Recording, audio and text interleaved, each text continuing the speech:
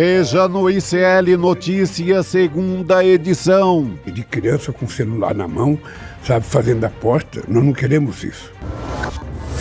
O cerco aperta ainda mais pro Jair. Encare a vida de frente. PGR aponta vínculo dos atos golpistas de 8 de janeiro com a discussão de um plano de golpe por aliados do ex-presidente. Para cada bênção que pode fazer, previamente, todos vão se fuder. Segundo turno em São Paulo. Pesquisa Datafolha mostra queda de Nunes após apagão na cidade. Caos no Rio de Janeiro. Pelo segundo dia consecutivo, criminosos sequestram ônibus para montar barricadas. Fecharam tudo aqui embaixo, aqui, ó. Guerra sem fim. Exército israelense anuncia a morte de líder do Hamas, que planejou os ataques contra Israel em outubro de 2023. O ICL Notícias, o veículo mais confiável do Brasil, está no ar.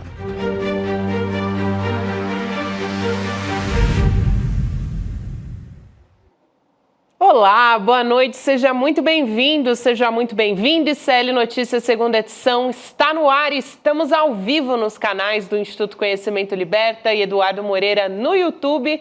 E também boa noite para você que nos acompanha pela Pop TV no Rio Grande do Sul. Muito boa noite, Chico Sá. Boa noite. Fábio Panunzio. Boa noite, Gabi. Boa noite, Chico. Boa noite, pessoal. Nessa quinta-feira a gente vai falar sobre um novo capítulo, parece que está se abrindo nessa história envolvendo Jair Bolsonaro e o ato golpista no dia 8 de janeiro, né, Chico? Será que o Gonê acordou?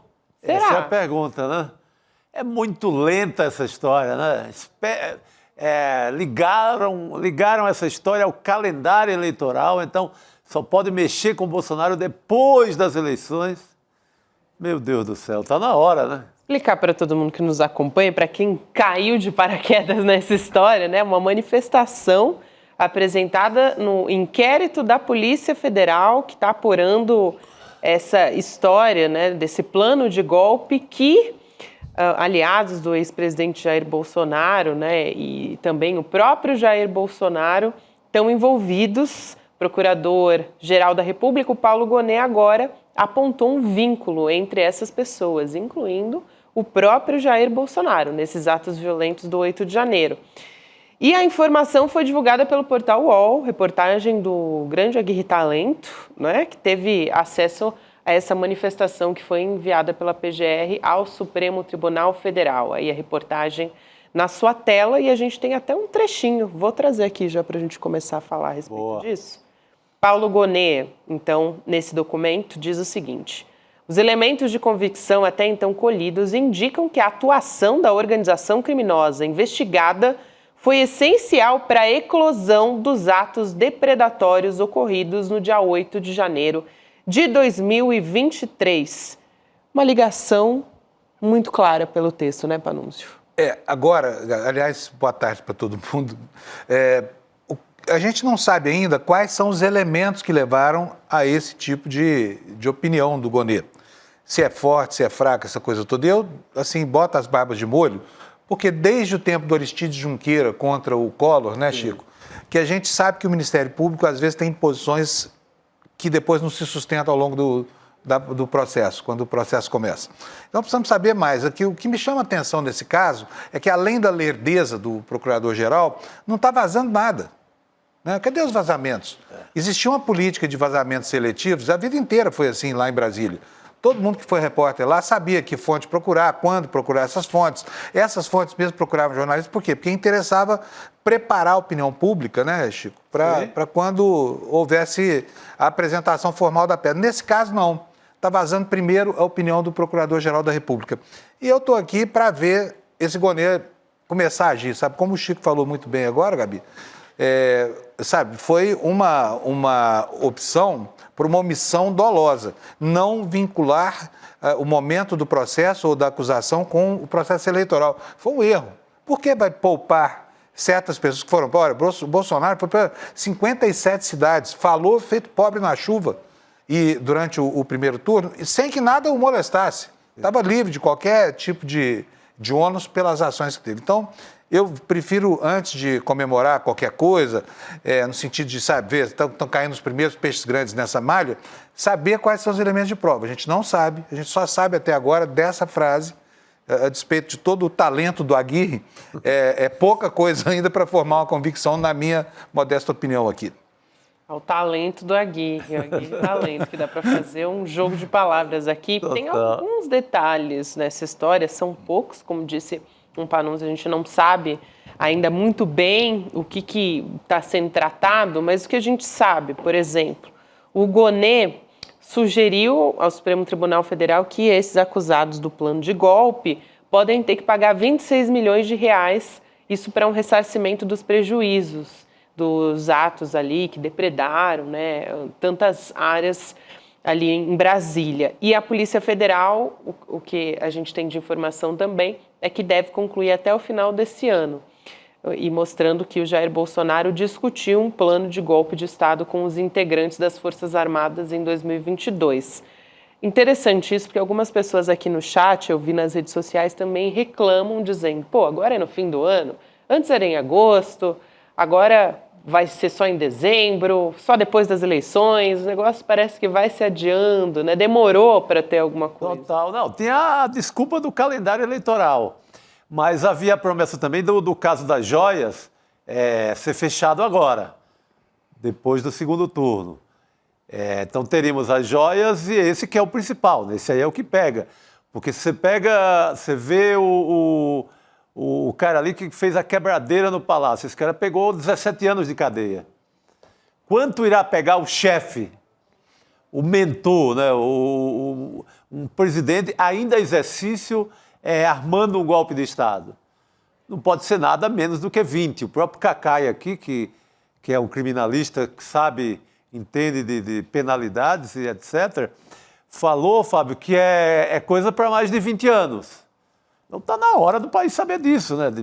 Dar um desfecho para essa história. Agora, vão guardar para sempre? Por outro lado, tem toda uma movimentação política, inclusive no reino lá do bolsonarismo, que desconhece qualquer perspectiva de punição. Você vê, o Bolsonaro anda falando por aí que o Tarcísio é candidato para daqui a algum tempo, que pode esperar um pouco mais no governo do Estado de São Paulo, que pode ser reeleito, e o candidato é ele. Ele já falou ontem claramente, né, que para 2026 o candidato é ele. Como a gente não sabe. A gente não sabe, porque ele está inelegível. Afinal de contas, e tem uma fila de mais, acho que são 9 processos, se eu não estou enganado aqui. Sim. Né? Então, assim, estranho esses movimentos dele, está muito à vontade, talvez contando aí com uma movimentação parlamentar no sentido de tentar anistiá-lo, né? Então vamos ver, por enquanto o clima está muito confuso. Mas você vê, assim, o que a gente costuma chamar de elite brasileira já largou a mão dele. A fileira já está ali com o Tarcísio há bom tempo. Você tem o movimento, desde aquele rótulo dado pela imprensa aqui em São Paulo, do bolsonarismo moderado, dado ao Tarcísio. Você vê que a movimentação de quem tem grana, de quem manda no Brasil, é já em torno do Tarcísio de Freitas. O Bolsonaro já é carta fora da parada inteira. Mas existe esse núcleo no Congresso que ainda teima pela anistia. Mas quem manda no país não está mais com o Bolsonaro. É o que dá para fazer essa leitura, né? Parece que tem um processo muito claro de corrosão da liderança, né? Mas ele ainda é um grande ícone. Ontem mesmo ele falou lá, estava lá o presidente do PL, Valdemar da Costa Neto, dizendo que vai ser difícil convencer o Bolsonaro, mas que tem que conversar com o Centrão, e o Centrão está às turras com o Bolsonaro, né? Principalmente o PSD e o MDB também estão às turras aí com as alas bolsonaristas desse partido. Então, está se formando um quadro estranho aí. O fato é que parece que há uma corrosão clara dessa liderança bolsonarista. No entanto, ele ainda é uma grande força eleitoral, porque na cabeça do eleitor bolsonarista, quem manda ainda na política é o Bolsonaro. Sim, né? Sim. E ele fez... Ainda tem força popular, né? E também um outro ponto a partir disso, né, que desse inquérito é que o Paulo Gonet vai decidir se vai apresentar denúncia ao Supremo Tribunal Federal. Então, essa história, além de ter acordado, também é necessário a gente esperar para ver se vai existir denúncia ou não, né? Imagina só. Muito lento, pelo amor de Deus. E ainda tem uma outra questão, porque o que fala essa reportagem hoje do Aguirre? Fala que o procurador conseguiu encontrar um elo entre as articulações do golpe e o 8 de janeiro, né? Só que a gente ainda não sabe exatamente qual é a opinião do procurador sobre o golpe. Nós estamos vendo, e lá tem provas, tem a minuta que vazou, se não provas, tem indícios muito claros de que houve ali uma conspiração a partir de uma voz de comando que vinha do Palácio do Planalto e, enfim, desses próceres aí do governo Bolsonaro. Mas não sabemos o que está na cabeça do procurador-geral ainda hoje, não sabemos, né? Então, sabemos que ele estabelece o elo entre uma coisa e outra, mas o que ele pensa de uma coisa e o que ele pensa da outra? Falta apresentar a acusação. Exatamente. Tudo isso a gente vai falar a partir de agora, ouvir sobre essa avaliação da PGR, não só sobre o Bolsonaro, sobre os aliados também. Enfim, parece que é a primeira vez que a gente está falando de peixe grande envolvendo os atos do 8 de janeiro. A Juliana Dalpiva, a nossa repórter, colunista também do slnoticias.com.br e aqui nossa comentarista do SL Notícias segunda edição, vai falar com a gente, porque ela já acompanha essa história de perto faz bastante tempo. Então vamos ouvir. Ju, boa noite para você, querida. Bem-vinda. Boa noite, Gabi. Boa noite, Chico, Panúzio. Boa noite para nossa comunidade do ICL. Acho que é a nossa primeira vez junto aqui, né? Com essa formação, sim. Nessa formação aqui é a primeira. Então conta pra gente, Ju, o que você apurou a respeito dessa história, né? Falando também da avaliação da PGR. A gente estava comentando sobre o quanto as pessoas já estão há bastante tempo esperando alguma notícia, algum avanço a respeito desse assunto, principalmente levando em conta esse período eleitoral, né? E aí todo mundo diz, mas está demorando tanto para o Gonet se pronunciar a respeito disso por causa das eleições? Enfim, existe uma preocupação toda sobre questões políticas envolvendo uma manifestação. Vamos por partes, então. Eu acho que a primeira questão que é importante explicar, né, é que a matéria hoje trata de uma manifestação que foi feita da PGR para o Supremo Tribunal Federal dentro de uma medida cautelar que discutia bloqueio de bens de alguns investigados. A PGR queria manter bloqueados esses bens e fez uma argumentação ao Supremo Tribunal Federal para que esses valores continuassem bloqueados para tentar ressarcir os cofres públicos em função de todo aquele quebra-quebra, a destruição que aconteceu no 8 de janeiro.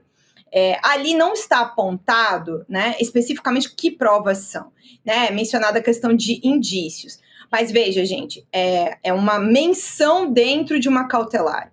O que eu sei concretamente, tá? A Polícia Federal, não a PGR, que ainda não tem a conclusão do inquérito do golpe de Estado. Aqui a gente já vem falando, enfim, acho que há meses praticamente, que a Polícia Federal está se encaminhando para a conclusão do último inquérito, né? É o inquérito que falta. Já concluiu o cartão a fraude no SUS, dos cartões de vacinação, já concluiu o inquérito das joias vendidas ilegalmente no exterior pela equipe ali do Bolsonaro, pelo próprio Bolsonaro, e falta o inquérito mais importante, o inquérito mais extenso, que é o inquérito do golpe de Estado. Então, o que eu sei concretamente é que, nesse momento, enquanto nós estamos falando aqui, corre um tic-tac lá, para justamente avaliar tudo que foi arrecadado nas buscas e apreensões, celulares, documentos, enfim, gente, assim, é uma infinidade de documentos, é muita coisa, tá? É difícil de dar uma dimensão para as pessoas da quantidade de dados que tem dentro dos celulares que foram apreendidos ao longo desse tempo. Vamos lá, tem quase 2 anos de investigação, então o volume de prova é muito grande e é bom que seja, porque é um crime difícil de provar, né? Então, assim, toda prova que tiver é melhor que exista e que esteja apontada. Então, é um volume de prova muito grande. O que eu sei é que existe um trabalho muito extenso para afinar a catalogação dessas provas.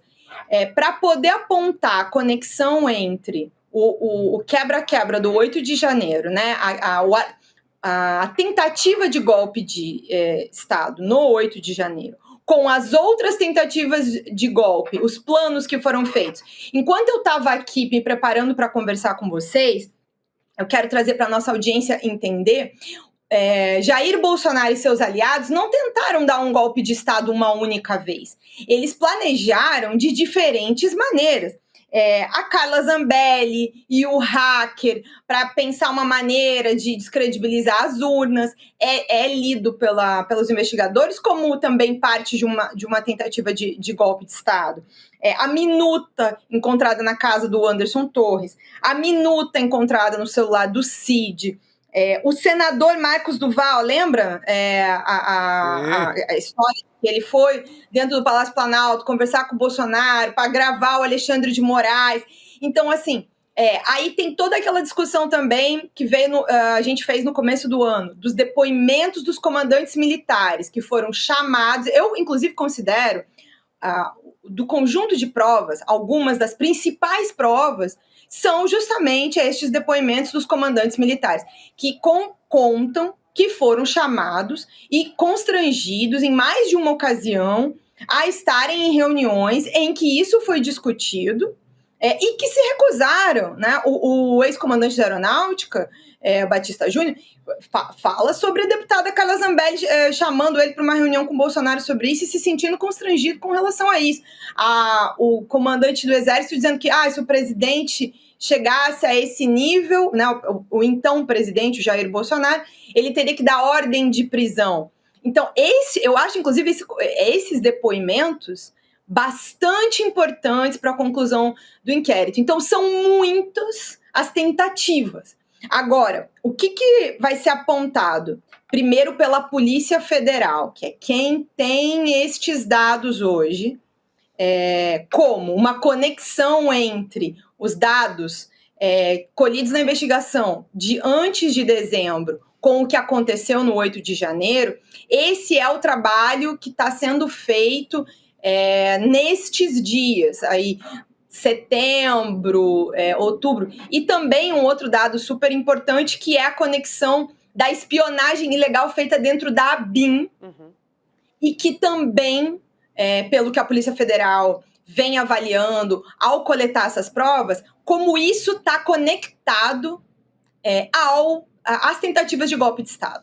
Então, eu acho que, do que a gente viu na Tempus Veritatis, lá em fevereiro, quando toda aquela gente foi alvo de busca e apreensão, quando ocorreram algumas prisões, para agora, a grande questão que vai vir à tona é também o uso da ABIN para as tentativas de golpe de Estado, que é uma coisa que não estava lá naquele relatório, lá em fevereiro, quando a gente noticiou a operação. Isso não fez parte daquela operação. Isso foi verificado, descoberto, na medida em que as investigações andaram e as provas foram coletadas. Por isso que eu sempre sou a voz contrária aqui, ao falar que a investigação ela demora, essa parte eu concordo com vocês, mas eu também sempre sou a favor de uma investigação que leve o tempo necessário. Então, assim, não é o Gonê hoje, não é que o Gonê está demorando para concluir a denúncia para a PGR. A Polícia Federal precisa concluir o inquérito. Ele só pode oferecer denúncia depois que a Polícia Federal apresentar a conclusão do inquérito. E pelo que eu entendi também, ouvindo quem está ali nessa linha de frente, a PGR não quer terminar as denúncias, né, não quer concluir as denúncias antes que a Polícia Federal conclua este último inquérito, porque eles querem avaliar o que está conectado destes 3 casos. Acho que o caso das joias vai caminhar em separado, numa denúncia à parte. Agora, uma coisa que todo mundo aqui pode ter certeza, vai ter denúncia. Não é só o indiciamento, tá? A Polícia Federal vai apontar uma série de indiciados, mas vai ter denúncia. A Procuradoria-Geral da República não irá deixar de denunciar esse caso. Isso Isso vocês podem me cobrar depois. Boa, Ju. Folgo em saber, é a boa notícia. Até porque são tantos indícios e tantas provas, né, Juliano, que seria uma manobra, assim, sem chance nenhuma de sucesso, tentar abafar esse caso no âmbito da investigação criminal. Agora, eu estava... Uma das coisas que me deixam mais desconfortável com relação a essa história, porque a gente não sabe ainda qual será a conclusão do inquérito da Polícia Federal e, portanto, não há ainda uma denúncia, não conhecemos a opinião do Procurador-Geral. Mas a gente está estabelecendo uma conexão aí, quer dizer, essa frase que saiu hoje estabelece uma conexão entre dois fatos que não estão consagrados ainda do ponto de vista da acusação criminal, né, Juliano? A palavra acho que está ali, que é a palavra que a gente tem que entender como uma indicação, é justamente indício, né? Eles avaliam esses indícios da conexão entre o 8 de janeiro e os planos de tentativa de golpe. Agora, Panunzio, eu diria para você que, embora, até por uma questão de investigação, né, por cumprir o rito processual corretamente, o procurador não pode falar publicamente sobre isso, tem sigilo do caso, então ele vai falar dentro dos autos, inclusive essa é a crítica mais recorrente feita no período da Lava Jato. Mas o procurador já falou nos autos, várias vezes, sobre a coleta das provas. Então, para quem leu as medidas cautelares que autorizaram, por exemplo, a Operação Tempus Veritatis, a Operação de Fevereiro, quando o Braga Neto foi alvo, e todos os outros militares, alguns dos principais auxiliares do Bolsonaro foram presos, está bastante claro como a Procuradoria-Geral da República está vendo todos esses dados. Ali, muito mais do que pedir para o Supremo Tribunal Federal uma medida, a Polícia Federal e a PGR, que estão trabalhando de maneira conjunta na investigação, apontam muito mais do que a tentativa de golpe de Estado, os núcleos que organizaram essas tentativas de golpe de Estado, categorizando já quem está em cada um, como tudo isso se deu, como planejaram, como usaram informações falsas, como quiseram criar narrativas falsas sobre o sistema eleitoral. Então, assim, eu entendo as manifestações dentro das medidas cautelares já como um grande indicativo de como a PGR está vendo todas as provas e o que ela vai fazer. Até porque, assim, depois de acompanhar muitos casos criminais, o Ministério Público, quando ele pede a medida cautelar, ele já indica, adianta um pouco das provas e de como ele vê. Se ele não está vendo prova nenhuma, ele não vai pedir uma medida cautelar grave, né? Afastamento de sigilo bancário, prisão das pessoas, né? No caso, inclusive, porque aqui, até nem mencionei isso ainda, mas nós temos uma confissão, tem a delação premiada do Mauro Cid. O Mauro Cid confessou tudo isso, confessou um golpe de Estado. O pai dele não fez delação premiada, mas prestou um depoimento que reforça o próprio depoimento do Cid, para além de outras coisas que o Mauro Cid confessou também. Então, assim, só se a gente, né, reescrever aqui o Netflix. Eu sei que há pouco tempo eu vivi uma situação esdrúxula dessa, que foi cobrindo o caso do Carlos Bolsonaro, que foi depois de ver várias manifestações do Ministério Público apontando as provas, o promotor foi lá, fingiu que não tinha visto nada e não ofereceu a denúncia com o Carlos, mas ali também teve uma série de trocas de promotor. E o promotor que ofereceu a denúncia não foi o promotor que liderou o caso na maior parte do tempo. Então, tem essa questão. Agora, também lá o juiz mandou devolver, né? O senhor, por favor, dê uma lida aqui. Ali pegou muito mal. Me apresentando, dá mais uma olhadinha. Então, assim, a gente está falando do Procurador-Geral da República.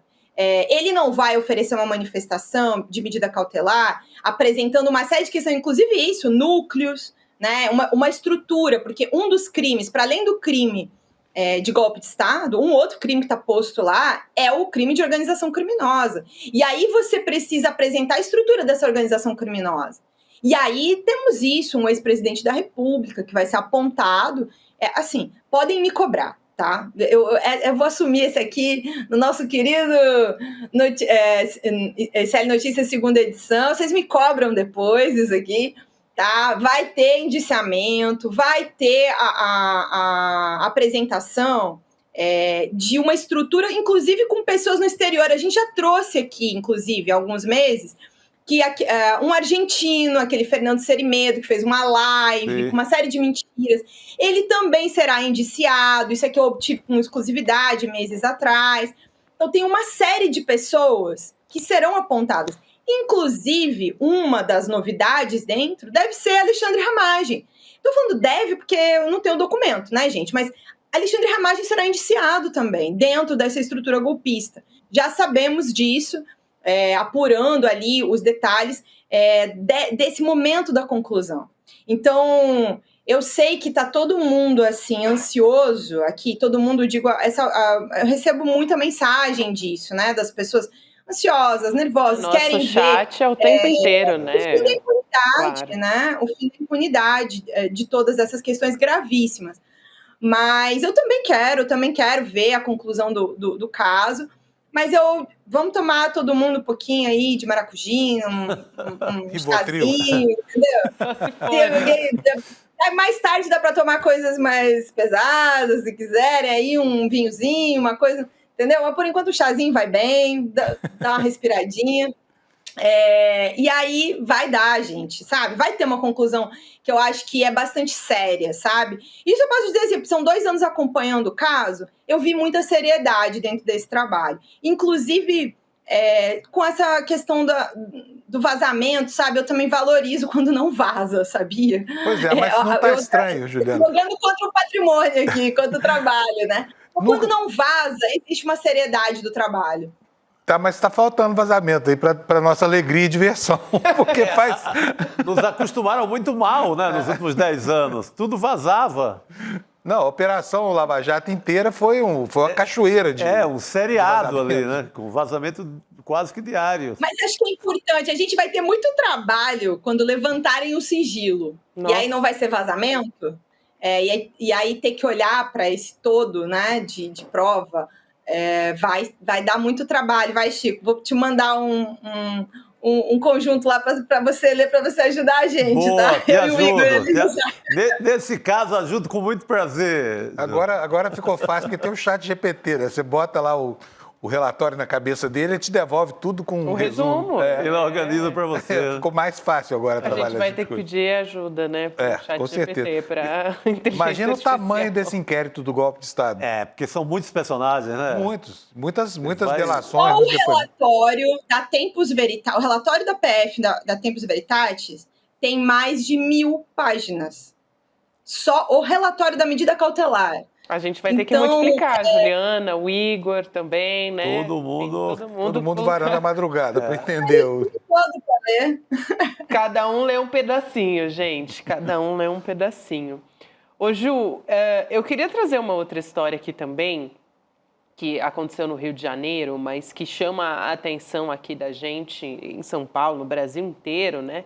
E a Ju tá lá no Rio de Janeiro e também tem uma onda de sequestro de ônibus ali no Rio de Janeiro, só para explicar que não é um sequestro como no caso emblemático que a gente conhece lá no Rio, né? Para não alarmar as pessoas. Mas a gente teve em 2 dias 14 veículos que foram tomados ali por criminosos e incendiados depois, logo na sequência, isso para montar barricada. Então, fazendo uma espécie ali, né? Chamando atenção para isso. Ontem hoje foram 5, ontem foram 9. Então, ontem essa ação foi ainda maior e ontem essa barricada foi montada durante uma operação do BOP em comunidades, nas comunidades da Tijuquinha, da Muzema, do Banco e do Rio das Pedras. E a PM está dizendo que essa ação se baseou toda em denúncias sobre a invasão do Comando Vermelho no Rio das Pedras, que é um dos berços onde chama-se atenção ali para a milícia atuando nessa região, né, na comunidade de Rio das Pedras. Agora, na região de Rio das Pedras, melhor dizendo. Agora, Ju, o que você apurou a respeito disso? É algo que deve continuar acontecendo, porque a gente teve ontem, teve hoje, como é que isso chegou na população? Enfim, a gente está vendo aí imagens, né, agora do Rio de Janeiro e de como as coisas estão acontecendo por lá. Olha aí, a fumaça preta, né, colocaram fogo justamente para chamar a atenção das pessoas, essas barricadas. Gabi, eu diria que os níveis de descontrole do estado do Rio de Janeiro estão crescendo. Acho que essa é a principal a maneira de resumir esses últimos dias. Isso está acontecendo com a questão da segurança, mas a gente, há poucos dias, e falamos aqui no ICL também, falamos sobre a situação da saúde, né? Sobre uma falta de controle nos exames de um laboratório na Baixada, que resultou na contaminação durante transplantes por pacientes que fizeram transplante com uma contaminação com HIV.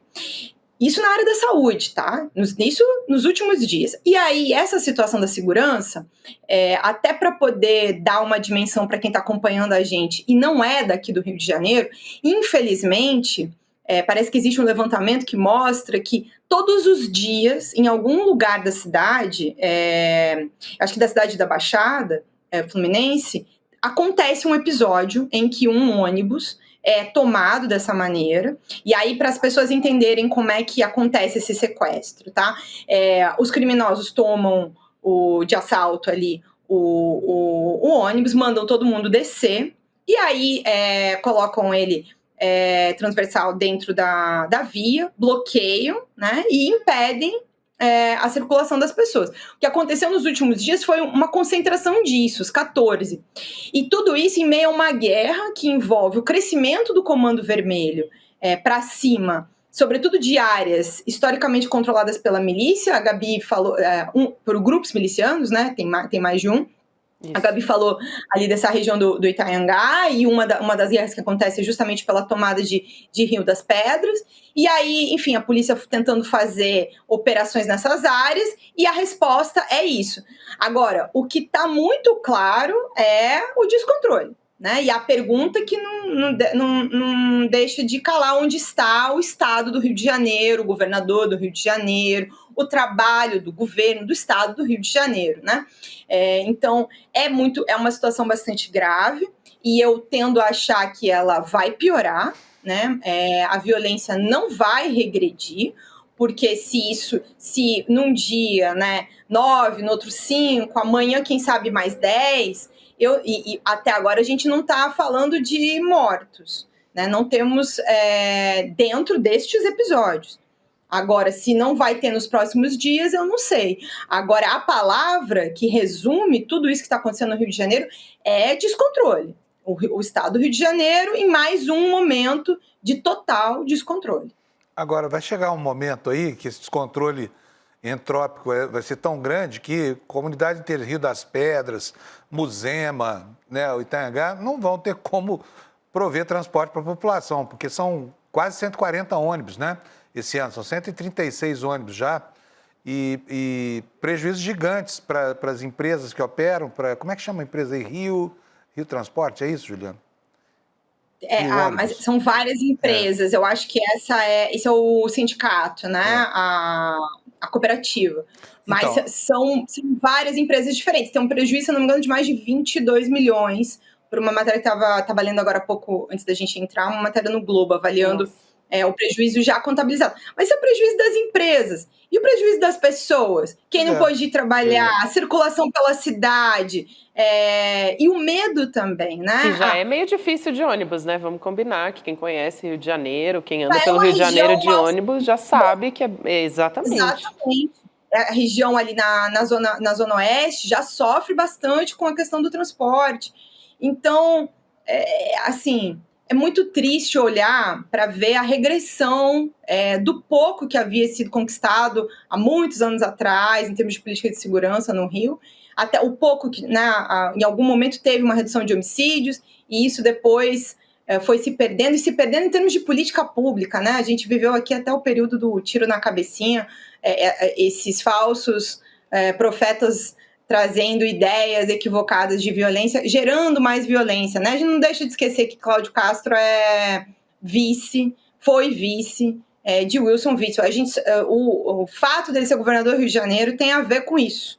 Ele foi catapultado a governador do estado depois do impeachment do Wilson Witzel. E nesse período todo é um período em que o estado do Rio, que já historicamente sofre muito, só está sofrendo um pouco mais. Lembrando que essa região aí de Rio das Pedras é considerado o berço das milícias do estado do Rio de Janeiro, né? Então, assim, para quem conhece a história das milícias e como elas atuam ali no estado, diariamente, praticamente, recebem ali qualquer tipo de retaliação do Comando Vermelho. A gente está em época de eleições municipais e as milícias caminham muito juntas ali, quando a gente está falando, né, da atuação e de como elas também cooptam candidatos. Então, tudo isso é muito latente. Acho que não é por acaso que a gente está vendo nesse momento, né, prestes a acontecer segundo turno em muitas cidades. No Rio de Janeiro, na capital, a gente não vai ver segundo turno porque o Eduardo Paes ganhou no primeiro turno, mas ainda assim é uma cidade que ali os tentáculos das milícias se espalham para várias regiões também, nos arredores, em todo o Rio de Janeiro. Só para reforçar isso que a Juliana está lembrando aqui, que o Cláudio Castro é cria do Witzel, né? O Witzel é um bandido, todo mundo sabe, chamá-lo de bandido nem é ofensa, mas o próprio Bolsonaro anteontem lembrou que o Witzel queria nomear o Flávio Itabaiana, aquele juiz que é responsável pelo inquérito do Flávio, para o Supremo Tribunal Federal. Disse que se nomeasse juiz, a situação do Flávio estava resolvida, partindo do próprio Bolsonaro, né? Então, gravíssima situação de contaminação institucional lá no Rio de Janeiro, muito grave. É isso. Ô Ju, rapidinho aqui também, eu queria te perguntar informações sobre a campanha em São Paulo. A Juliana Dalpiva conversou com a campanha de Ricardo Nunes sobre a pesquisa Datafolha que foi divulgada hoje. A gente vai falar mais profundamente sobre isso daqui a pouquinho, mas só para resumir, para dar aqui a informação principal para as pessoas. Nunes caiu de 55% para 51%. E nesse levantamento, o Boulos se manteve com 33% das intenções de voto para segundo turno. Então, vamos lá. O que a campanha do Nunes achou desse Datafolha, Ju? Então, na verdade, é um comentário sobre as duas últimas, né? A Quest ontem e o Datafolha hoje. Tem uma vantagem, né, Gabi, independente da queda, né? Existe uma vantagem que é bastante difícil de imaginar que o Boulos vai ter qualquer chance de reverter isso a 10 dias, né, da eleição. Eu acho que, assim, para eles contam já como uma vitória, tanto é que estão fazendo um jogo, aquele famoso, como se a gente pegasse aqui a linguagem do futebol, tá ganhando de 3-0 e empurrando o jogo para ver quando acaba, chutando bola para fora, né, assim, enrolando, o goleiro deitado no chão, essa situação, fim de jogo, entendeu? Então, por exemplo, não vai mais em debate, não foi no debate da Folha, né, hoje, vai evitar situações de exposição. E eles avaliam que conseguiram neutralizar completamente todas as críticas direcionadas especificamente ao Ricardo Nunes e à prefeitura com relação à situação, né, do apagão, das consequências do temporal da semana passada. Eles acreditam que nas redes sociais eles conseguiram neutralizar a ideia de que a culpa é da prefeitura e a culpa é do Tarcísio. E isto não teve um impacto. Os trackings da campanha nos últimos dias, desde o dia do temporal, mostravam ali uma queda de um ponto e no dia seguinte já subiu outro.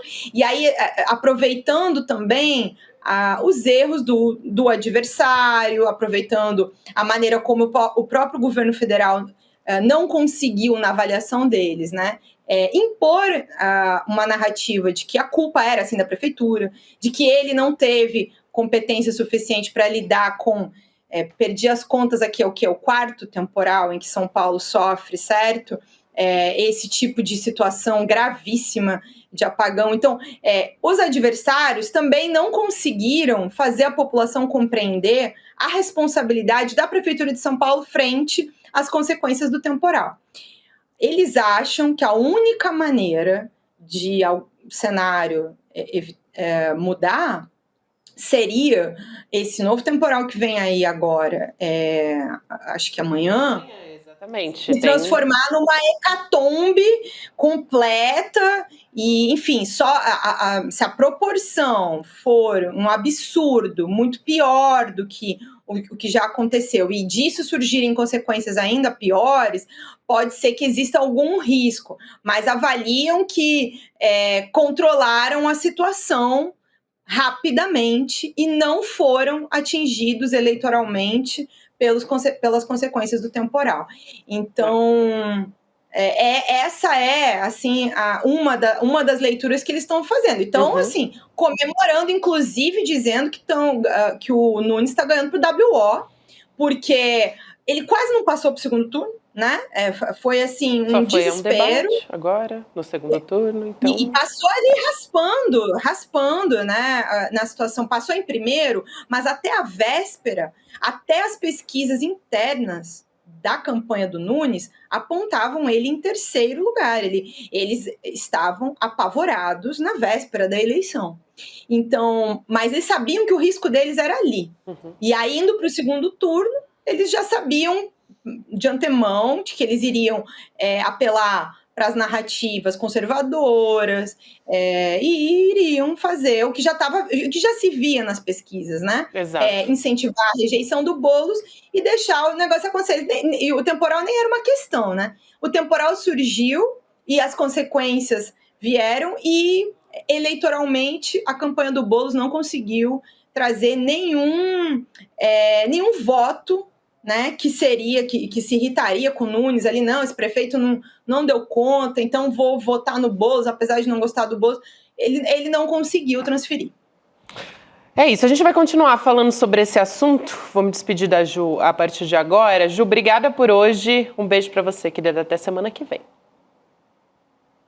Um beijo, queridos. Até semana que vem. Até. Eu vou chamar a Jordana Dias Pereira para comentar o agregador de pesquisa. Vamos lá?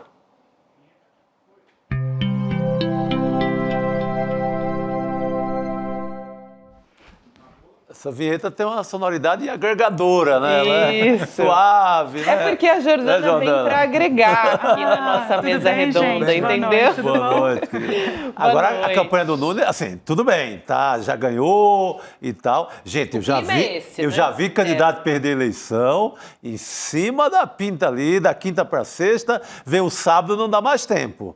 Eu já vi Fernando Henrique Cardoso sentando na cadeira. Depois o Jânio vai lá e desinfeta a cadeira porque ganha a eleição em cima da hora. Então, esse já ganhou, WO, a campanha do Boulos não está com nada.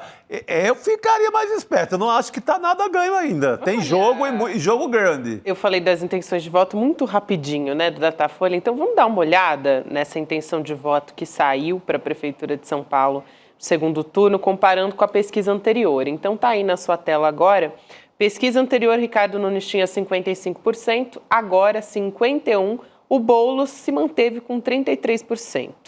E aí, brancos e nulos, foi de 10%, né? Foram esses eleitores para 14%. E não sabe de 10 para 2. Também interessante esse movimento. Tudo isso a gente vai conversar com a Jordana a partir de agora. Mas o fato é, né, Jordana, que essa pesquisa foi feita depois desse apagão aqui em São Paulo, porque foi entre terça e ontem que esses dados foram coletados.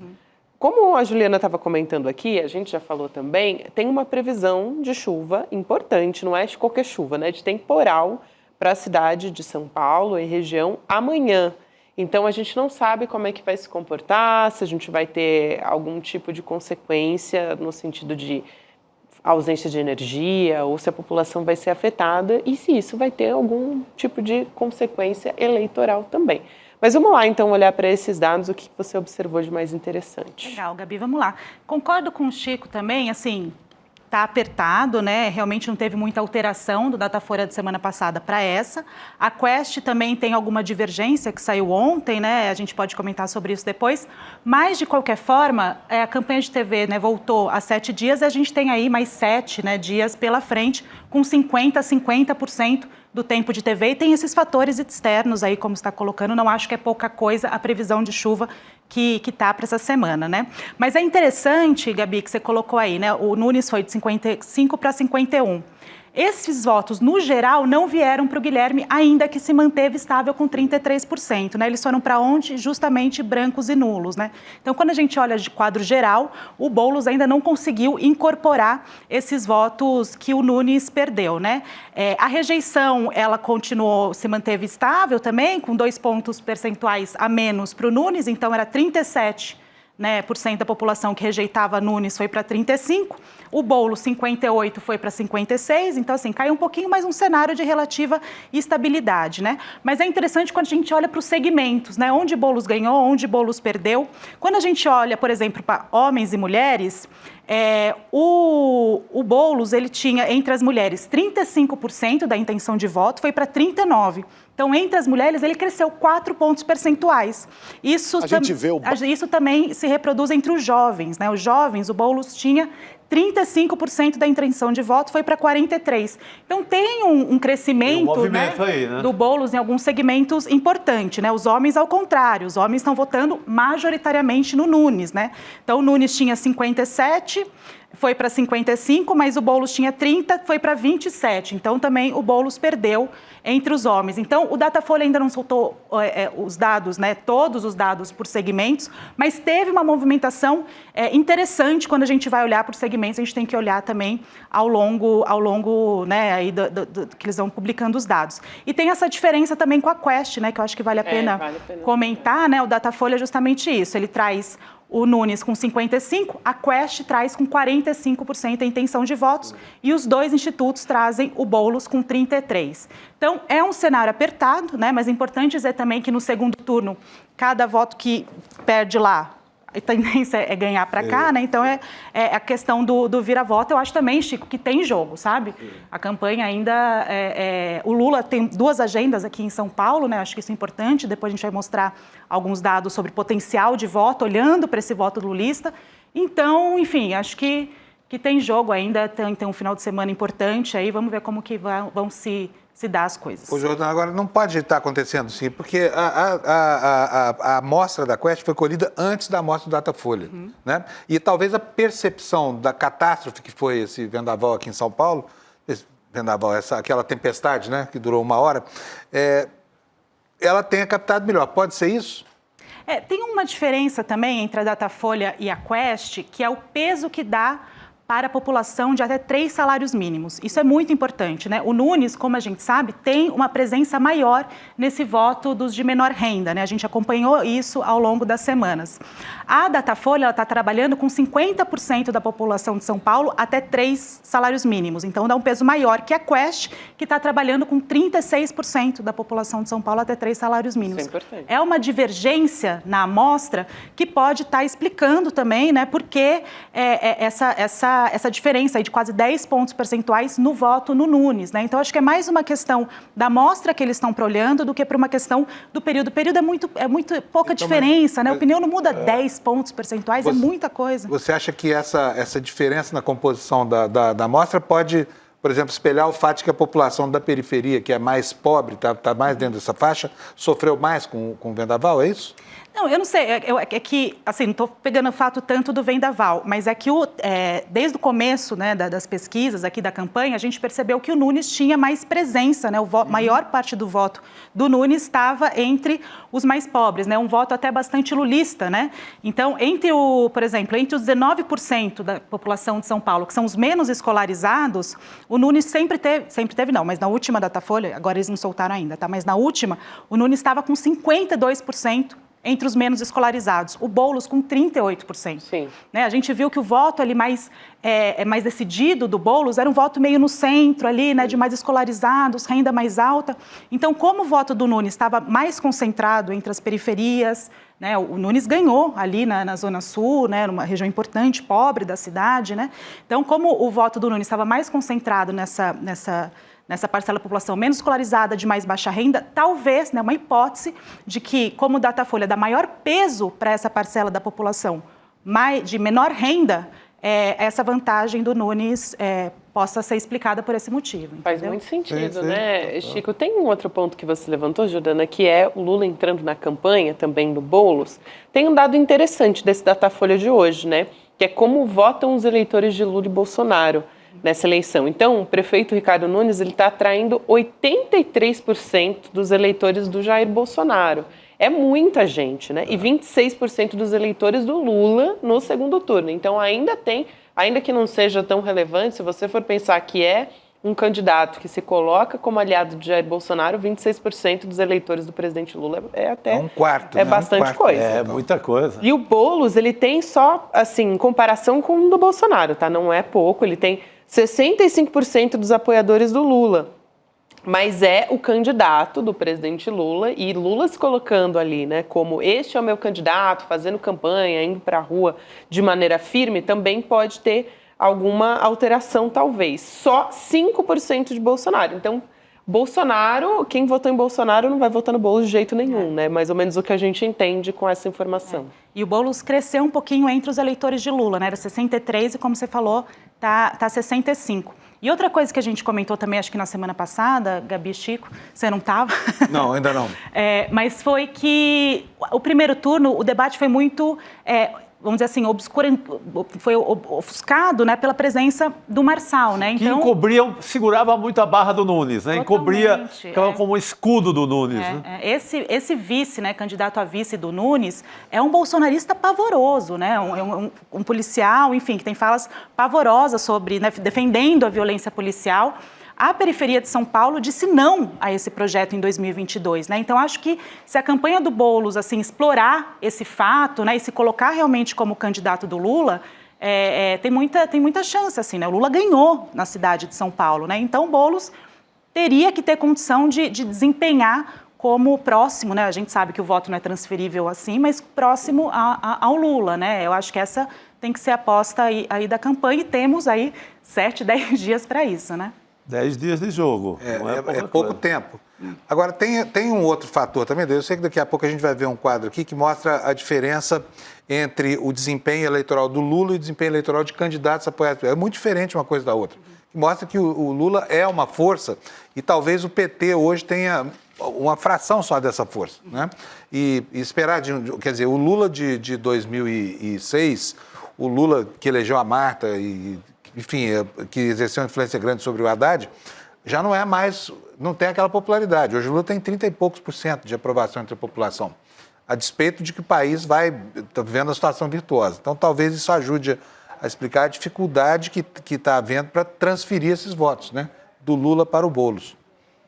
Pode ser. Vocês querem... Vamos lá para o agregador? Vamos. Bora lá, então. A gente vai dar uma olhadinha no mapa aqui do Brasil e a Jordana vai mostrar em quais, né, a partir dos estados, né, as cidades em que candidatos de Bolsonaro estão na frente, Lula e Bolsonaro empatados. Então, a gente vai colocar aqui na tela para a Jordana poder apontar aqui para a gente. Vamos lá. Tá. Bom, relembrando um pouquinho aqui, né? Aqui, então, é o mapa das capitais, como está a disputa nas capitais. 11 capitais, foi encerrada a disputa ainda no primeiro turno, então a gente tem 15 aqui capitais, né? Então, 2 capitais aqui, né? Então, em cor roxa, né? Que é onde o candidato do Lula e do Bolsonaro estão empatados, né? Em Cuiabá, Mato Grosso, o Lúdio, e em Ceará é o Evandro Leitão versus André Fernandes, né? Nas 2 cidades PT e PL, e nessas 2 cidades aí, nessas 2 capitais, o candidato do Lula e do Bolsonaro está em frente. Aí a gente tem 5 capitais onde os candidatos independentes estão à frente, que são essas capitais em verde aqui, né? Em verde mais escuro, nem o candidato do Lula, nem o candidato do Bolsonaro está à frente. Aí em 6 capitais, que são essas que estão em cor mais escura, são os candidatos do Bolsonaro que estão à frente, né? Eu vou destacar Rio Grande do Norte, que ainda que seja uma capital que o candidato do Bolsonaro, né, que é o Paulinho Freire, está à frente, a Natália Bonavides, ela está desempenhando bem, está com uma curva ascendente. Algumas pesquisas já dão a Natália com o Paulinho empatados, né, enfim. Então, acho que a gente precisa ficar de olho ali. Eu espero que na semana que vem já traga, né, alguns dias antes da eleição, já traga também. Lula esteve lá ontem. Subiu no palanque dela, né? Numa agenda importante ali, né? Então a gente tem que ficar de olho ali. Porto Alegre realmente a diferença, né, entre a Maria do Rosário e o Sebastião Melo, né, tá grande. Enfim, a gente tem que olhar. E São Paulo ainda, o Nunes, como a gente acabou de falar, Datafolha e Quest, está na frente, né? E aqui em azulzinho mais claro, onde tem empate entre o candidato do Bolsonaro e um candidato independente, né? Então aqui Manaus e Palmas. Candidatos direita versus extrema-direita, cenários horrorosos para a população ter que... meio cloroquina versus aquele outro remédio lá, ivermectina. Negócio pavoroso, Mas vamos, né, achei que foi uma coisa importante o Lúdio ter se aproximado, né, do candidato do Bolsonaro ali em Cuiabá, então a gente tem que ficar de olho aqui no Lúdio, né, em Cuiabá, em Fortaleza, e ficaria também de olho ali em Natal, no Rio Grande do Norte e em São Paulo, obviamente, né? Daqui a pouco eu vou trazer as imagens aqui de Natal. Jordana, a gente tem também o potencial de realização do segundo turno. É interessante isso porque a gente vai olhar em comparação com 2022, né? Onde Lula ganhou, então, portanto, e candidatos apoiados pelo PT, que, em tese, né, tem a força, acabam levando um pouco da força, né, de cabo eleitoral ali de Lula. Então, tem a única cidade em que não se mostra muito favorável é Anápolis, que também é um lugar onde é muito bolsonarista, né? Esse aqui são os dados preparados pelo NOP, lá da Fundação Perseu Abramo, o Matheus que preparou para a gente. E o que justamente traz, né? Os votos do Lula em azul, né, no segundo turno de 2022 e os votos, né, do primeiro turno dos candidatos do PT e aqui em São Paulo do PSOL em 2024. Tá? E aqui porque essas 14 cidades que a gente separou, a gente pode falar só das capitais, mas são as 14 cidades que justamente das 52 que estão acontecendo no segundo turno, são as 14 que têm presença do PT, mais o PSOL em São Paulo. Também tem mais uma cidade que o PSOL tá, que é Petrópolis, que a gente não incluiu, mas enfim, a gente tem que ficar de olho nessas 14 cidades, né, que é onde pode também mudar a avaliação geral da eleição, né, porque a eleição está fazendo a avaliação do primeiro turno, mas tem muitas cidades importantes aqui, né, para a gente fazer a avaliação do quadro geral, quem ganhou, Lula, Bolsonaro, enfim, a gente tem que esperar o resultado dessas eleições.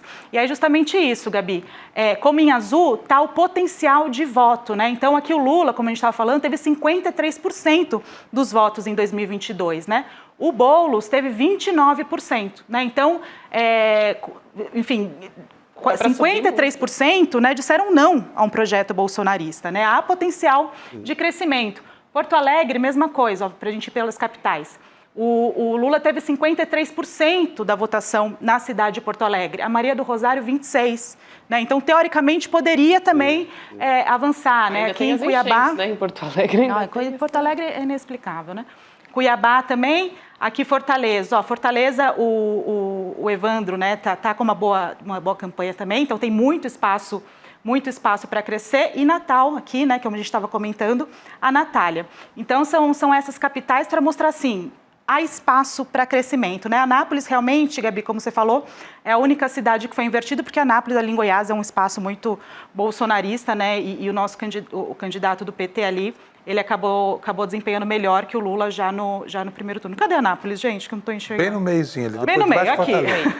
Né? Então, realmente, o candidato do PT já teve mais votos que o Lula, né? Mas é isso, são as cidades aqui em que o PT, né, tá disputando ainda o segundo turno, para a gente tentar entender qual que é o potencial, né, desses candidatos desempenharem aí até o próximo final de semana. Isso aí, Jordana. Muito bom. Agora a gente tem que levar em conta que era um Lula no espírito de frente ampla, né? Não é Lula contra Bolsonaro, outro espírito, outra parada. Agora não, é um candidato do PT, um candidato do PSOL, então é mais difícil a peleja. E a isso que eu me referi antes, porque parece muito claro, olhando esse fenômeno que está construído, né, em toda a geografia do Brasil, fica muito claro que uma coisa é o Lula, a outra coisa são os candidatos do PT. Não há como não ver isso, né? É uma reflexão para todo o campo da esquerda, né? Como justamente a gente conseguir realizar esse potencial, né? O que os candidatos não estão produzindo nos seus territórios, que não estão chegando aí nesse potencial de voto da esquerda, porque era uma frente ampla realmente, né, Chico? Exato. Mas tinha uma rejeição a um projeto de direita, né? Em algumas cidades, por exemplo, é isso, né? Porto Alegre rejeitou, né, o Bolsonaro e agora está votando, né, colocando intenção de voto num candidato bolsonarista, né? Então, por quê? Né? Acho que a gente precisa de mais reflexão para entender essas questões. Importantíssimo, o que mostra que ontem o nosso ICL Debate foi muito acertado. Foi.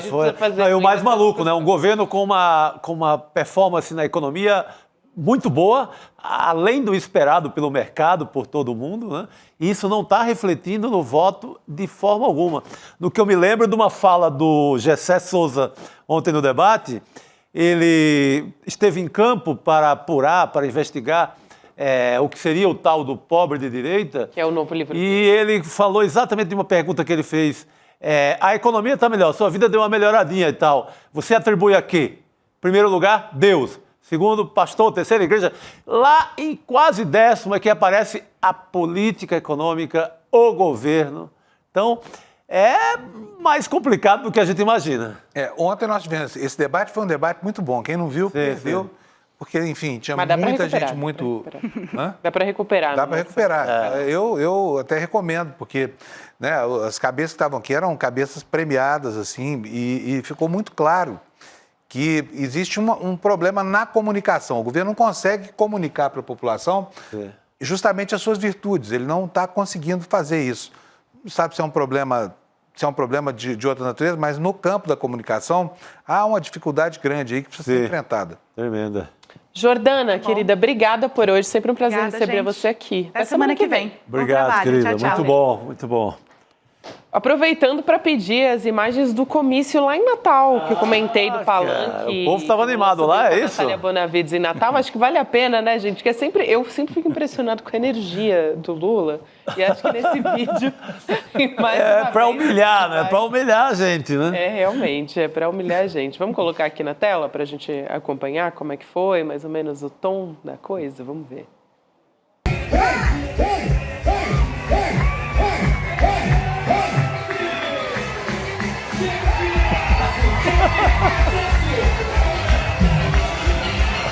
Alô, você que tá na praça, você que tá na área de lazer. A Fátima Bezerra ali. Me sinto completamente humilhado, viu, Lula? Com essa vitalidade, né, cara? Meu Deus do céu. Tá mandando bem ele, né? Manda demais, cara. É muita energia. A Fátima Bezerra também estava ali, né, no Palanque, pelo que deu para observar. Mas quem puxou o pula-pula aí foi quem foi o Lula. Exatamente. É ele mesmo. Quase 80 anos de idade ele Quase tem. 80. Invejável essa disposição. Invejável. O cara se prepara, né? Tá lá todo dia nas pedaladas, na máquina, caminhando e tal. Muito bom, gente. Fiz questão aqui de puxar. Inveja, Lula. Vou ver se eu chego lá. Que isso, Chico? Imagina. Não, mas esse trote aí não dá. Aí hoje já não dá, né, Chico? Não, aí não dá. Hoje já não dá nem pra mim. Tá bem, Lula. Gente, quero lembrar que hoje é um dia muito especial pra gente aqui no ICL. Tem Felipe Neto. Daqui a pouco vai ter um encontro exclusivo com o Felipe Neto, que vai contar todos os desafios da trajetória dele, e é emblemático porque ele vai falar do lançamento do livro dele, né?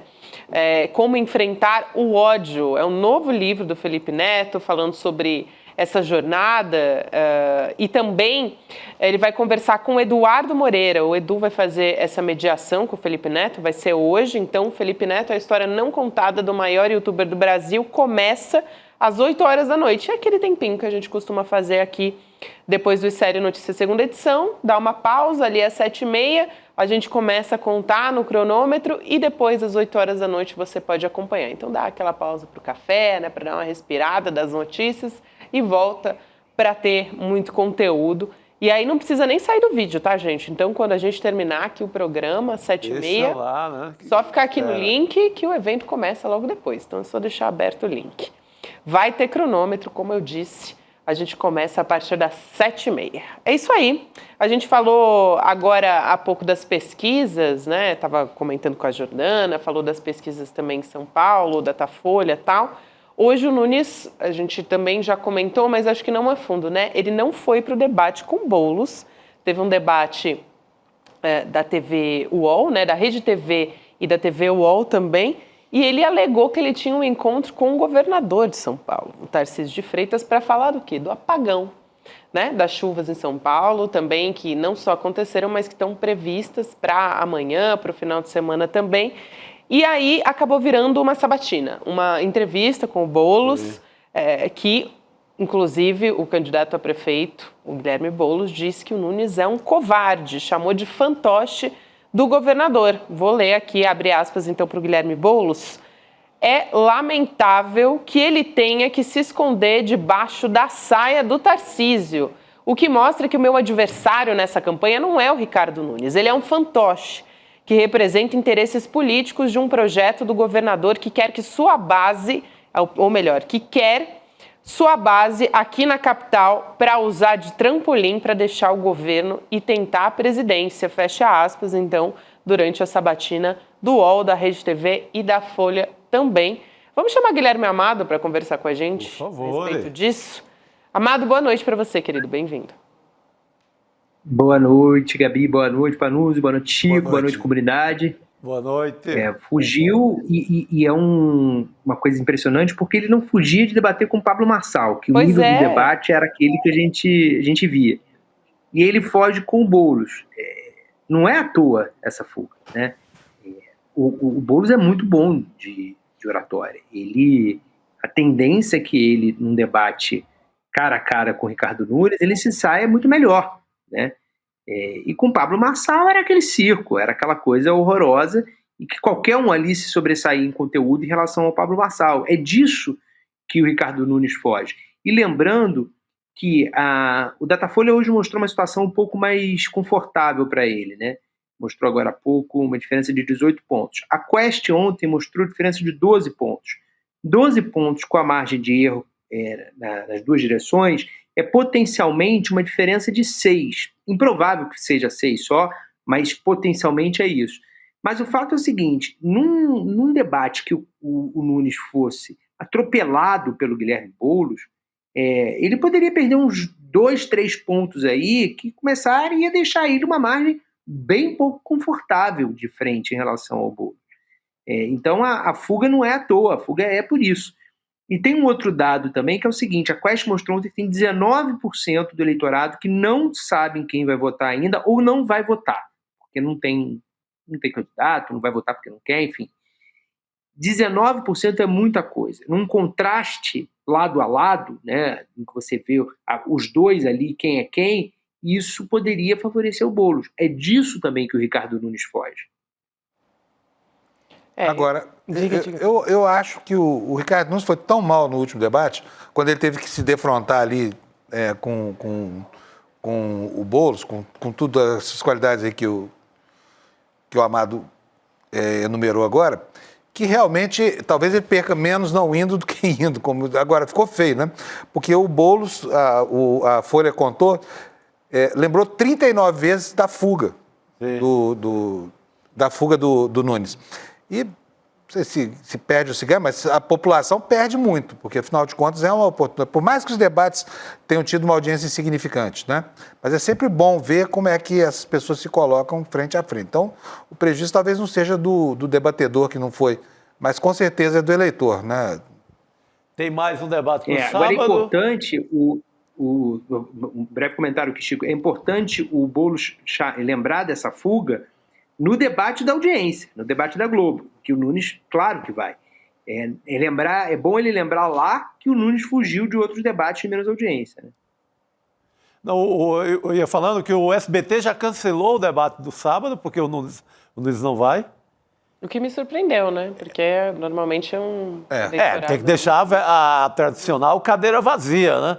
E faz a sabatina, como fez a CBN, da primeira fuga do prefeito Nunes, E hoje, na segunda fuga do prefeito Nunes, foi feita uma sabatina, uma entrevista com o Guilherme Boulos, que eu acho que é o justo, né?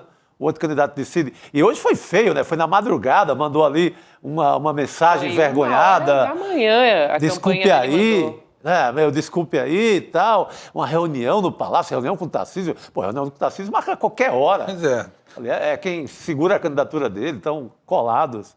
A campanha, né? Não só a campanha, mas aí a assessoria de imprensa da Prefeitura de São Paulo mandou 11h55 da noite uma mensagem dizendo que ele ia ter um encontro com o Tarcísio para falar do apagão e tal.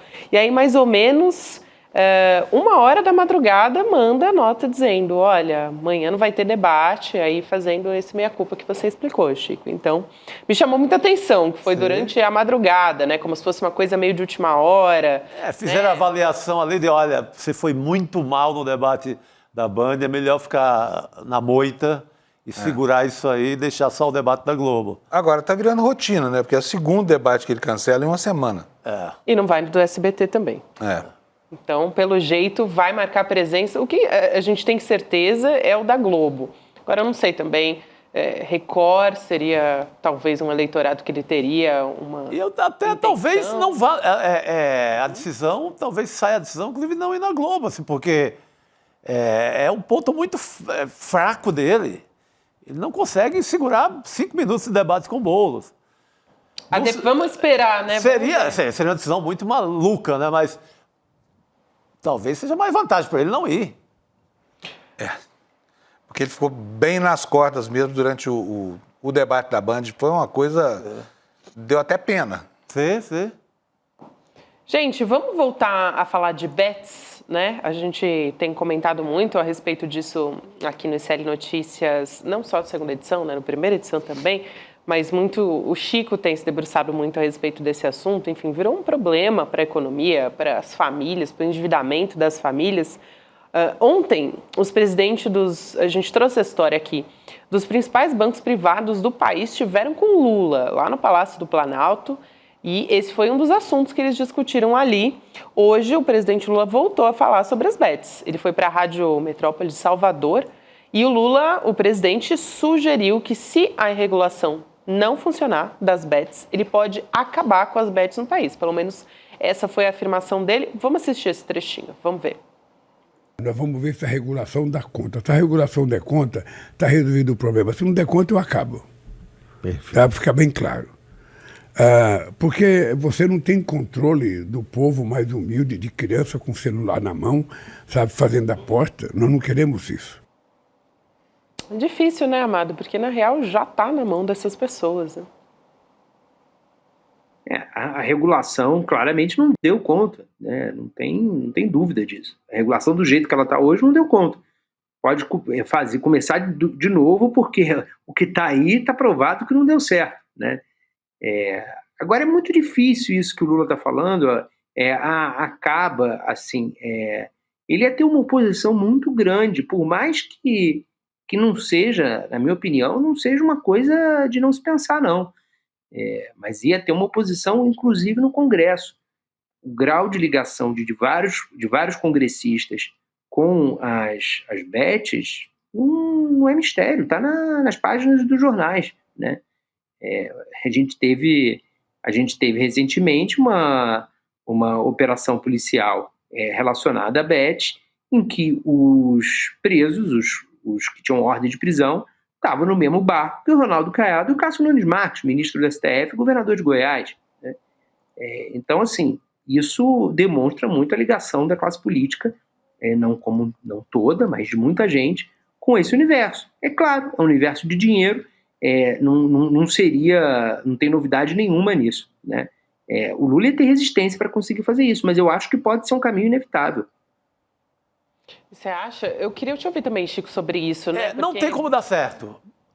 O que é que regular, o que é que vai indicar? É só a diferença é que o Estado, a União, vai receber a grana dos impostos, porque antes nem isso. Rolou solto do governo Temer, que botou na roda aí, liberou geral, até o final de 2023. sem imposto, sem nada. A diferença é que o Haddad vai receber uma grana lá calculam em 3 bilhões por ano. Mas, do ponto de vista do prejuízo das famílias, regular ou não regular, não tem menor importância. O vício que vai tirar o pão da mesa da família é o mesmo, regulado ou não. A diferença é que o governo vai pegar esse quinhão dele aí. Mas não muda nada, não tem como dar certo isso, Gabi. E tanto faz, é regulado, é ilegal, não é ilegal. O grave é o vício, que está gigante. Os bancos estão preocupados, porque tem gente que já não está pagando o cartão de crédito, tem gente mais endividada que já chutou o balde, que não tem mais como pagar. Então, a preocupação dos bancos não é de bondade com família, não, porque banco é quem tira a casa, né, das pessoas. Banco não tem piedade nenhuma da família brasileira. É com medo de passar a não receber mais a grana dos cartões de crédito e outras dívidas bancárias. Agora, a posição do governo, nesse caso, é lamentável, porque o governo está tímido em relação a isso por causa dos 3 bilhões de arrecadação. Não há como reconhecer isso. Porque não há como mexer nisso. Já é um desastre. O Lula já deveria ter tentado cancelar isso de alguma forma. Só para lembrar, o placar, se eu não me lembro bem, foi 290 e poucos votos, não foi isso, Amado? Na votação na Câmara, quer dizer, não foi a maioria tão impressionante assim, não. Sim. Talvez, à luz de tudo que aconteceu depois disso, agora seja mais fácil encontrar uma saída para cancelar essa chaga que se abateu sobre o Brasil. Total, acho que dá para derrubar. Amado. Tem coisas que são indefensáveis, né, gente? O negócio do Bolsa Família é indefensável, né? Porque é isso, se o banco está preocupado porque o cara está atrasando o cartão de crédito, as pessoas estão comendo menos porque estão jogando. Exatamente. Isso é muito, Perfeito. É muito importante ter colocado esse ponto final aí. Quer dizer, essa história não está muito longe de ser um ponto final. E tem muita gente ainda, Gabi, que está na cabeça, porque vê o Galvão Bueno, vê o Vinícius Júnior anunciando, acha que esse jogo, Fábio, é só o jogo do futebol. Eu apostar em Corinthians e Atlético do Paraná, que é um jogo real de hoje, daqui a pouco. Acha que é isso. Não é nada disso. Isso é 0%, 0,1%. O pesado é a roleta que está lá dentro, é o cassino, é o jogo do Tigrinho e outros assemelhados. Essa jogatina de futebol, eu acho que até poderia, como você já sabe quanto vai ganhar, quanto vai perder, é menos desonesto. É também desonesto, mas é menos desonesto. Mas o pesado é o vício na roleta, é o vício da jogatina. Nem de propaganda de influenciador. Isso. Exatamente. As pessoas não veem que lá dentro tem um cassino que está levando nossos filhos. É exatamente isso. E agora é curioso, né? Porque o Brasil, os cassinos foram proibidos na década de 40, pelo Dutra. Sim. E até hoje ainda é um tabu, um fetiche, autorizar o funcionamento de lugares para onde as pessoas têm que ir fisicamente para jogar. E o Brasil virou um grande cassino, porque é exatamente o que você está falando. Sim. E essa jogatina é jogatina de cassino. Tem nada a ver com esporte. Nada. Não, zero.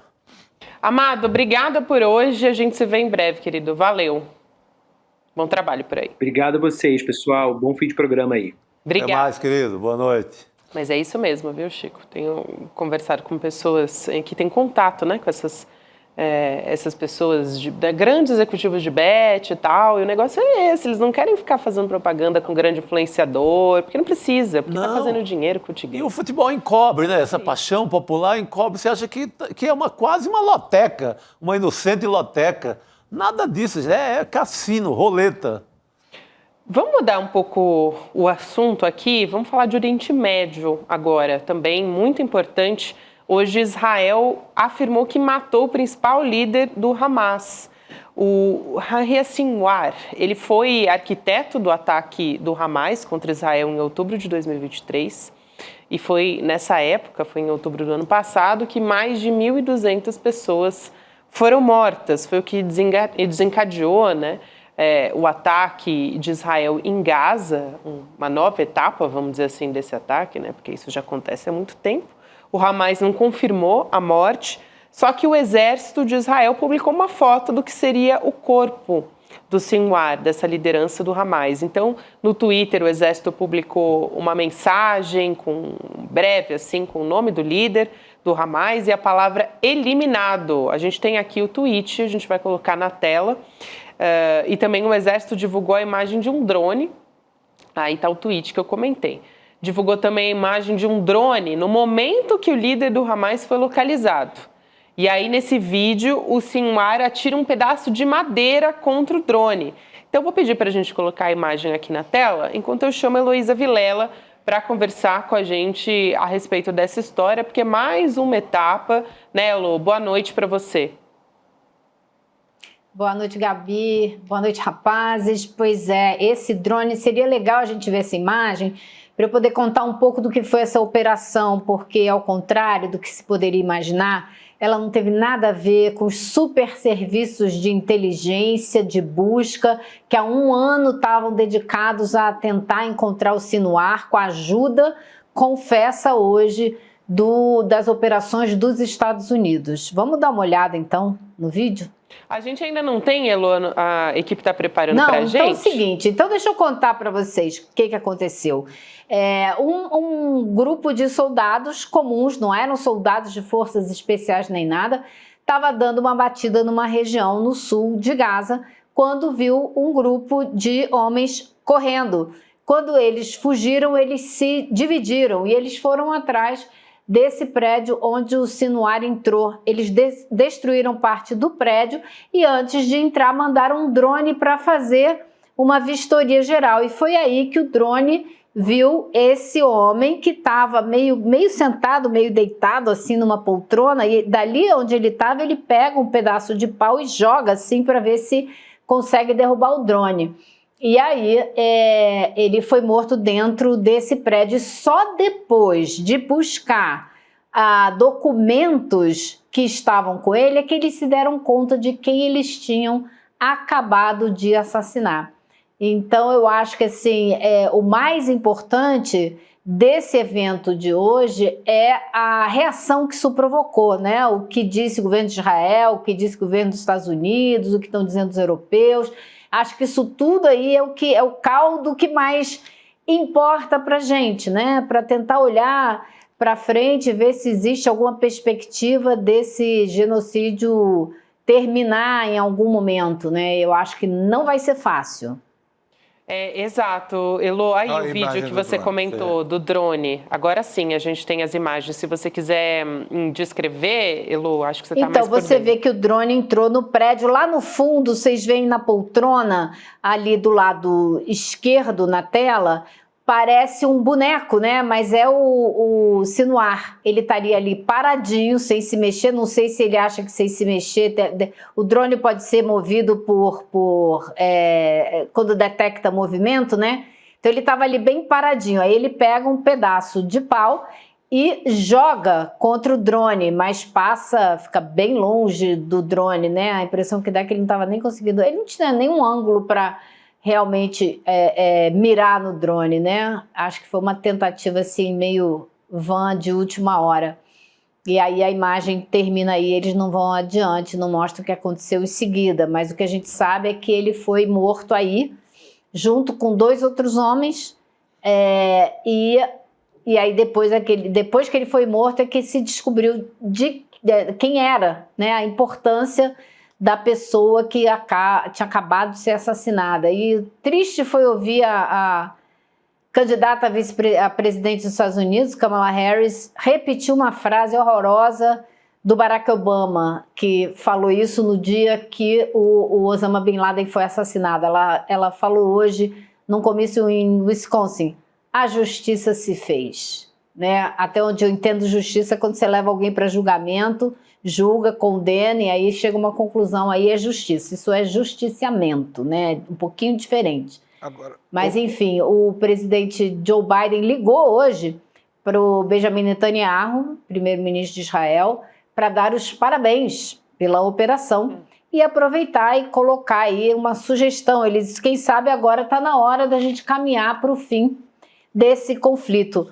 O senador Bernie Sanders foi um pouquinho mais claro e forte na sua declaração, né? Ele disse o seguinte, agora não tem mais justificativa alguma para o Netanyahu e seu governo extremista continuarem com essa guerra total contra o povo palestino. E foi além. Disse também que já não existe mais nenhuma justificativa para os Estados Unidos continuarem dando apoio a essas políticas horríveis de Benjamin Netanyahu. Só para complementar aqui, Pannunzio, porque a Elô comentou que depois, né, lideranças ali de Israel, mais especificamente o primeiro-ministro Benjamin Netanyahu, ele fez um pronunciamento. Depois disso, se deu o anúncio da morte, né, ali do assassinato da liderança do Hamas. E aí o Netanyahu disse que a guerra ainda não terminou, que essas ações militares vão continuar até a liberação de todos os reféns. São 101 pessoas, pelo que a gente tem de informação, né? Segundo Israel, foram mais de 200 sequestrados em outubro de 2023 e ele disse que a morte do Sinwar é uma oportunidade, entre aspas, uma oportunidade para que os residentes de Gaza se libertem da tirania, fecha aspas. Pannunzio, você queria comentar? O que chama atenção nesse episódio todo, da maneira como aconteceu essa ação, Elô, é a vulnerabilidade desse líder importante do Hamas, né? Foi uma operação casual, enfim, essa patrulha provavelmente estava ali sem nenhuma intenção de promover essa ação. E aí, na cena do drone, é muito impressionante. Quando eu vi essa imagem hoje, eu falei, mas como é que pode? Porque parece que é uma conformação desse sujeito que fica ali na cadeira apoplética, não faz nada, além de jogar esse pedaço de madeira contra o drone. Parece que estava esperando o desfecho, que já estava considerando, né, enfim... Tinha um tanque do exército ali do lado, tinha quase que uma base de operação do exército israelense ali a meia quadra de onde ele estava. E ele, muito possivelmente, já estava ferido, porque houve uma troca de tiros antes dele entrar nesse prédio. Então, ele muito provavelmente já estava ferido e já tinha visto que o fim chegou. E assim, a vulnerabilidade, né, Pannunzio, basta a gente olhar para o que é Gaza hoje, né? O escombro generalizado que é Gaza hoje, para a gente entender como que é essa vulnerabilidade. Todo mundo confinado num pequeno pedaço de terra no sul de Gaza. Então, assim, bombardeio que não acaba, obviamente, ele já não tem muito mais para onde correr, né? Uhum. Exato, Elô. E também você falou sobre os Estados Unidos, a gente está chegando nas eleições. A Câmara fez essa declaração.